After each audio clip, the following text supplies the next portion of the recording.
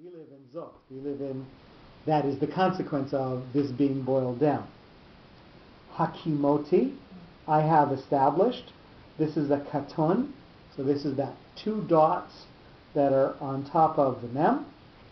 So we'll remember, this is going to tell us that this world has more than one, this word has more than one thing that is going to be talked about, and perhaps one thing that is higher and one thing that is lower. The principles of Zot, Zayin, Aleph, Tav, as I have established at the origin of being, will be manifest forever in the future, as pointed out by the bipartite shape of the reading mark. So, what was established as the definition of the way the world works at creation, at Breshit, will continue from here on in, although perhaps in a different sense. So that's why we have the upper and the lower. We have two ways that the world of things is defined. We have the world of things as defined at Breshit, with perhaps that small element of collectivism applied to people, and the way that it's defined now with individualism applied. So even though the physical principles might be the same, the flow of responsibility might be different. So we have both the same. Not might be, it is. Both the same and different at the same time. So this is what's been established. Beini, between me. So this is that Zakef Gadol. So Zakef Gadol, remember, is that single solid line with those two dots beside it that we had on the pasuk that we defined from this week's parsha. So this is going to have multiple elements to it and a sense of separation. It's going to have that wall and the two dots that are on top of the word. Between me, number 8.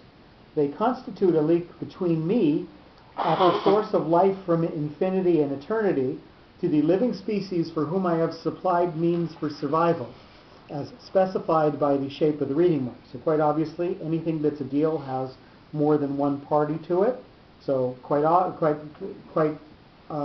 common when we've got bein, between, and something else, we will have a katon, we'll have a two-part note. But there's also the separation out between God's reality and our reality, i.e. the infinite and finite. So that's why we have, again, this three-part note here. Uvein, and between. This is a mercha. So this is going to be lightly connected to what's come from before, but mostly sweep us into Yerushalayim Shel Zahav. And between. This is going to sweep us forward into what's going to come after it. Number 9, I gave my blessings to creation for sharing. So I divided my blessings universally and between all recipients individually according to their requirements, as illustrated by the shape of the reading mark.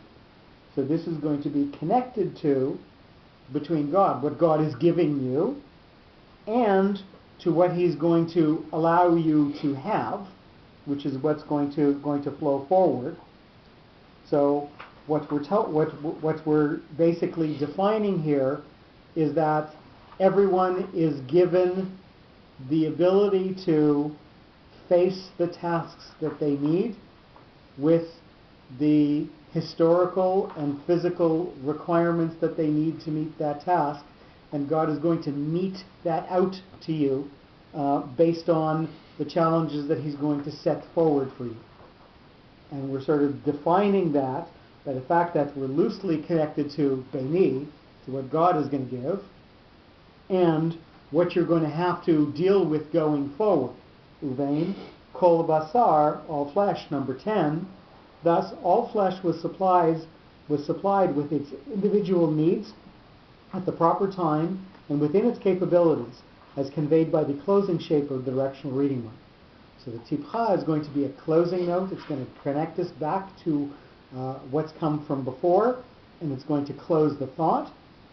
So again, what each soul, what each body on this world gets is going to be the needs that it has to face the challenge of the challenge of the moment. And again, that's separated out from asher, that.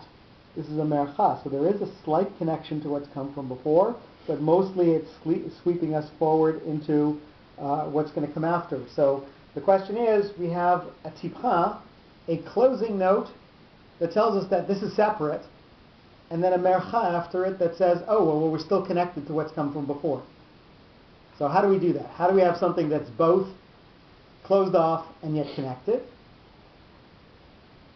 Why? Because each living creature is going to have its own responsibility for its own circumstance, its own resources to deal with its own circumstance. And that's going to be separate. You're going to get your own. But by the way, when you're thinking about asher al haaretz, that's on the land, that what comes universally is going to be tied to what each individual has gotten and what each individual can do.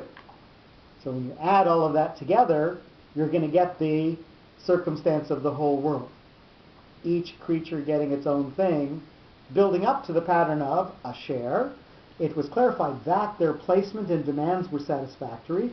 Each one could find conditions to conduct its own type of living, as demonstrated by the directional shape of the reading mark. So because you've got what you need for yourself, then you're going to get stability, al haaretz, sof pasuk, the stabilizing influence of the end of the sentence, over the earth. Each species had adapted itself conveniently over the earth, where it finds its suitable domicile and the needed resources for survival.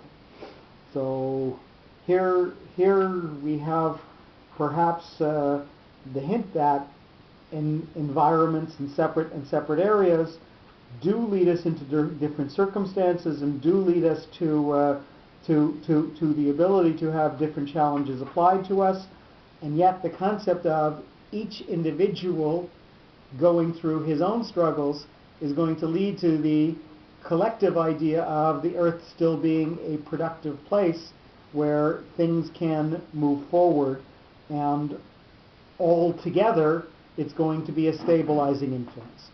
This concept of seeing perhaps justice defined in the world at times is going to allow us to see the stability that the world in fact creates. And we have a remark. So sometimes what we're going to do is we're going to have things that don't follow the rule of this parish. We're going to have interesting things that he saw in the sentence or connections that he saw that aren't going to be divided out necessarily by the reading marks. So we have here remark. We're in the middle of page 87. Ot habrit, and Beini uvein kol basar is a phrase. Beini uvein bnei Israel ot hi leolam. So we've got the elements of the definition that we had given to Shabbos before, to the sense of completion and connection to God as being the ultimate, both given in this sentence. So we've got the idea of, if you reach harmony with the way that I've created the world will be harmonious, i.e. the definition of Shabbos. We've got those elements put into this sentence. Ot habrit, you've got that sign, and Beini uvein kol basar. It's coming into all elements of the world going from here forward. So you have the potential to reach what Adam Harishon could, what the first man could have achieved as well. And we will read the pasuk, and we're going to see how the word beini, between me, is going to stand out. So we know that God is playing a major role here. He's setting up the circumstance for each and every one of us, and then we just have to do our best at each challenge that we're being presented. So God is playing a huge role, and we're playing a small role. So you'll see how he sort of stands alone based on the way that the note defines him. and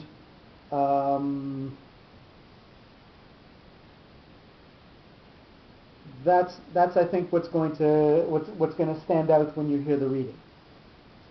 Vayomer Elokim El Noach Zot Ot Habrit Asher Hakimoti Beini Uvein Kol Basar Asher Al Haaretz.